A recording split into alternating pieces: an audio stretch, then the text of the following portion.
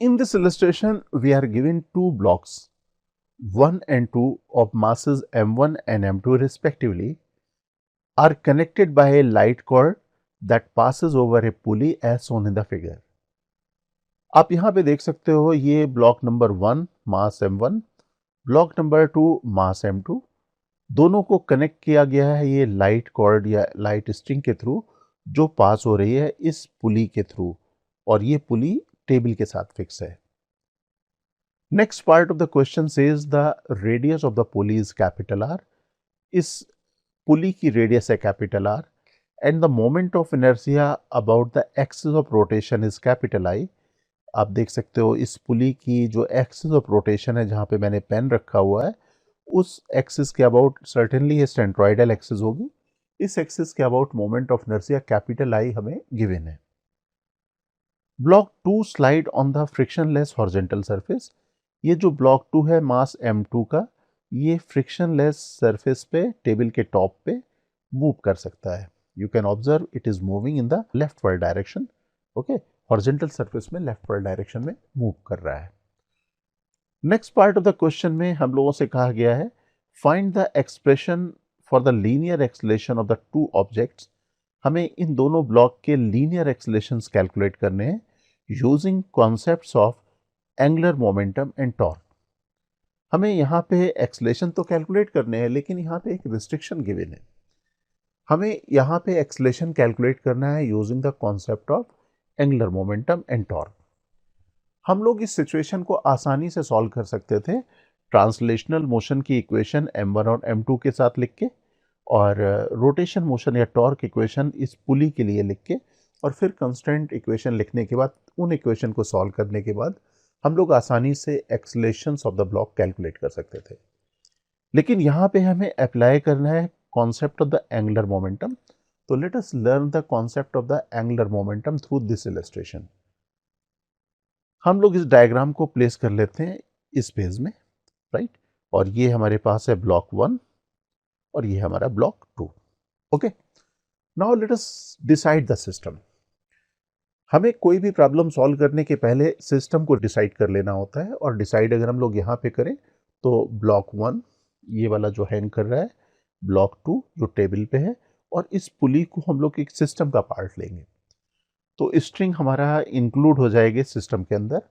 अगर सिस्टम के अंदर स्ट्रिंग इंक्लूड हो गई तो क्या होगा, जो हमारे पास टेंशन फोर्स स्ट्रिंग का होगा that will be the internal to the system, और जो भी नॉर्मल रिएक्शंस वगैरह मिल रही हैं these are also internal to the system. Okay, अब हम लोग यहाँ पे देखें कि एक्सटर्नल टॉर्क यहाँ पे कौन सा फोर्स लगाएगा. जैसे ट्रांसलेशनल डायनेमिक्स में हम लोग ऑब्जर्व करते थे एक्सटर्नल फोर्स कौन सा होगा. तो यहाँ पे अगर हम लोग एक्सटर्नल टॉर्क के बारे में एक्सप्लोर करें तो हम लोग देखेंगे कि यहाँ पे एक्सटर्नल टॉर्क लगाएगा m1 का weight, right, that is gravitational force. तो हम लोग कह सकते हैं our system is subjected to the external torque due to the gravitational force of the block number 1. तो पहले हमारा सिस्टम डिसाइड हो गया, और ये भी डिसाइड कर लिया हम लोगों ने कि एक्सटर्नल टॉर्क यहाँ पे ब्लॉक 1 का वेट प्रोवाइड कर रहा है. Now let us calculate the angular momentum. हम लोग यहाँ पे एंगुलर मोमेंटम कैलकुलेट करेंगे क्योंकि हमें यहाँ पे principle of angular momentum use करना है. तो हम लोग यहाँ देख सकते हैं कि इसके अबाउट अगर पुली के एक्सिस के अबाउट हम लोग अगर एंगुलर मोमेंटम अगर हम लोग इस सिस्टम का कैलकुलेट करें तो उस एंगुलर मोमेंटम में इंक्लूड होगा angular momentum of the block 1, angular momentum of the block 2 and angular momentum of the pulley. Pulley जो रोटेट कर रही है, राइट. हम लोग यहाँ पे कह सकते हैं कि दोनों ब्लॉक हैं ये तो ट्रांसलेटरी मूव कर रहे हैं, तो यहाँ पे ट्रांसलेशनल मोशन की वजह से ब्लॉक नंबर 1 और ब्लॉक नंबर 2 का एंगुलर मोमेंटम आएगा, और यहाँ पे इसका प्योर रोटेशन हो रहा है पुली का, तो इस पुली का जो एंगुलर मोमेंटम होगा बिकॉज ऑफ द रोटेशन. तो अब हम लोग यहाँ पे इसका एंगुलर मोमेंटम कैलकुलेट करने की पोजीशन में आ जाते हैं. एक चीज़ और यहाँ पे हम लोग डिसाइड कर लेते हैं कि जो हमारे पास ब्लॉक्स कनेक्टेड हैं ब्लॉक नंबर 1 और block number 2 both are connected by the same string. Same string से कनेक्टेड है, और स्ट्रिंग इज इनएक्सेंसिबल. अगर उसकी लेंथ में कोई भी चेंजेस नहीं आ रहे हैं तो we can say they will have the common velocity, और इनकी कॉमन वेलोसिटी को हम लोग कह देते हैं small v and small v. Okay, अब हम लोग यहाँ पे कैलकुलेशन करते हैं angular momentum of the block 1। Block 1 का इस एक्सिस के अबाउट जो हमारे पास हो रही है, axis of rotation of the पुली के अबाउट, राइट। तो इसके अबाउट अगर हम लोग देखें तो आप देख सकते हो कि इसकी वेलोसिटी है v, मास है m2, तो इसका एंगुलर मोमेंटम हो जाएगा m2v मल्टीप्लाइड बाई r, और सेंस ऑफ रोटेशन होगा इसका किस सेंस में, काउंटर क्लॉकवाइज सेंस में।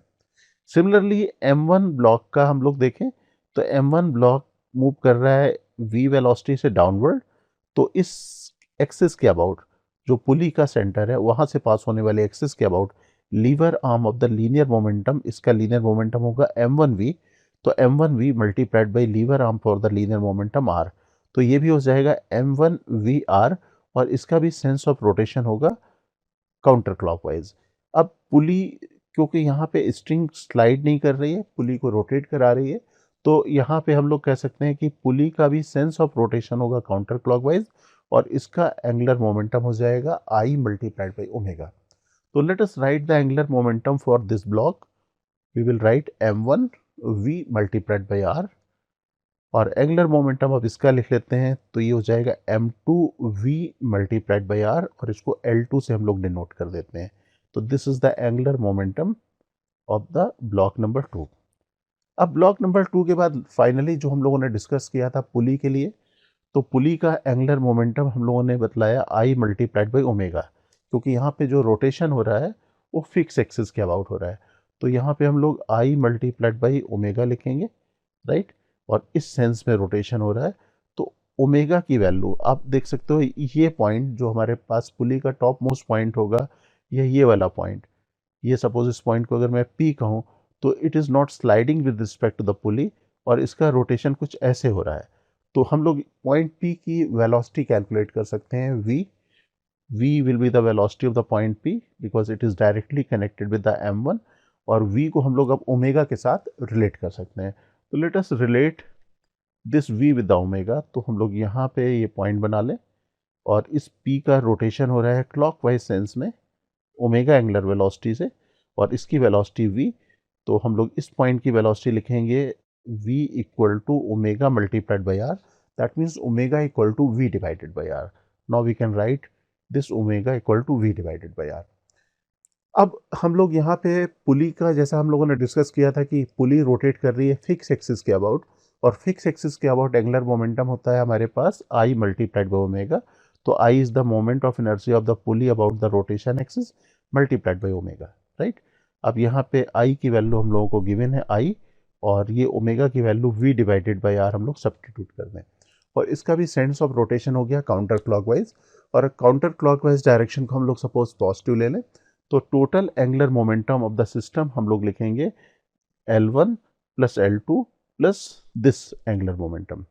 अब तीनों को हम लोग ऐड कर देंगे, यहाँ पे हम लोग v multiplied by r common ले लें, तो ये रिलेशन हो जाएगा m1 plus m2 plus I divided by r square multiplied by v multiplied by r, और ये फोर्थ इक्वेशन हो गई।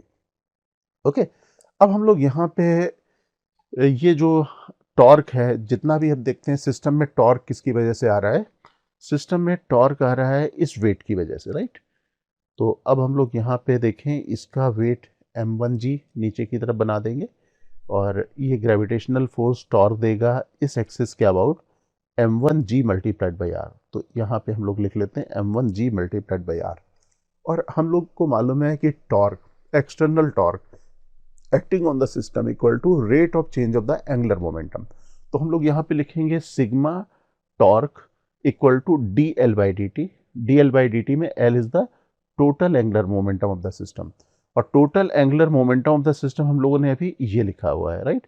इसका मतलब ये हुआ कि हमें इसका डेरिवेटिव करना पड़ेगा, तो now let us make the derivative of this part, right.